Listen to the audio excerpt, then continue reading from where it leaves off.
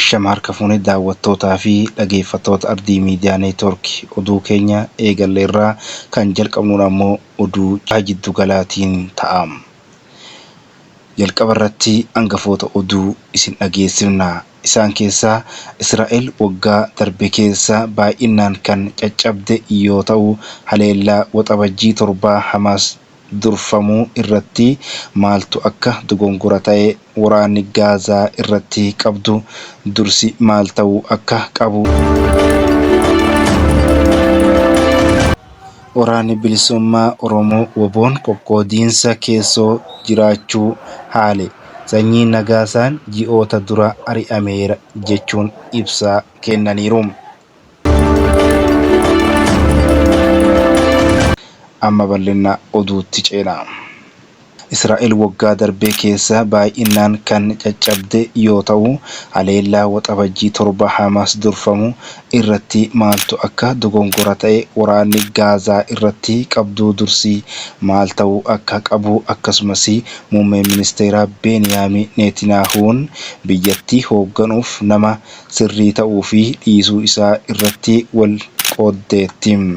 Garuu ajjeechaan hoogganaa Hizbullaa Hassan Nasrallaahi jimaata darbe Beirut keessatti raawwatame Netanyahuuf injifannoo guddaa argamsiiseera jedhu xiinxaltoonni akkasumas namoota siyaasaa Israa'el hedduu fi uummata ishee tokkoomseera.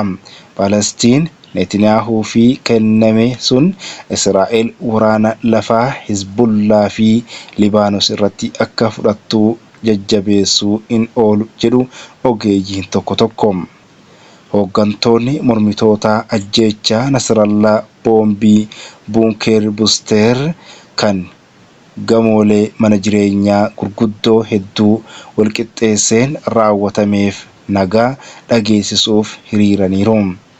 Muummicha ministeeraa duraanii fi yeroo ammaa hoogganaa mormitootaa kan ta'an Yair Lapid waraana Israa'elii baga gammaddan jechuun diinonni Israa'el namni Israa'el irratti duule ilma du'aa ta'uu beekuu qabu jechuun uf dhaateera.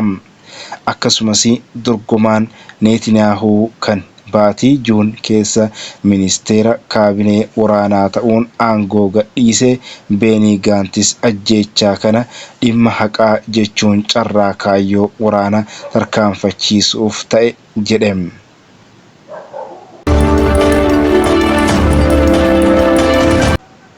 Waraanni bilisummaa Oromoo WBO'n qoqqoodiinsa keessoo jiraachuu haale. Sanyii Nagaasaan ji'oota dura ari'ameera jechuun ibsa kennaniiru. Ajajaan waraana bilisummaa Oromoo zoonii giddugaleessaa sanyii Nagaasaan durfamu jaarmiyaa hidhattoota Jaalmarroo yookiin Kumsaa Dirribaan hoogganamu irraa adda bahuu hordofee qoodiinsa keessoo akka jiru gabaasaaleen bahaa jiran dhugaa akka hin taane garichi ibseera. Torbaan darbee sanyiin waraana bilisummaa Oromoo ajajaa olaanaa ABO WBO jedhamee erga ijaaramee seerrii fi heerri qajeeltoon ijaaramee nama tokko irratti kan hundaa'e ture jechuun qaama kana irraa adda bahuuf murteessuu ibsanii turan.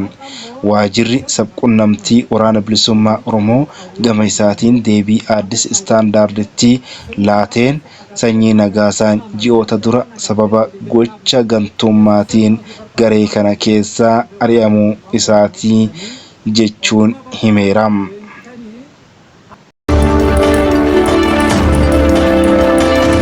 Daawwattootaa fi dhaggeeffattoota keenya oduun keenya karraaf qabanne kanumaan raawwateera. Turtii gaarii qabaadhaa.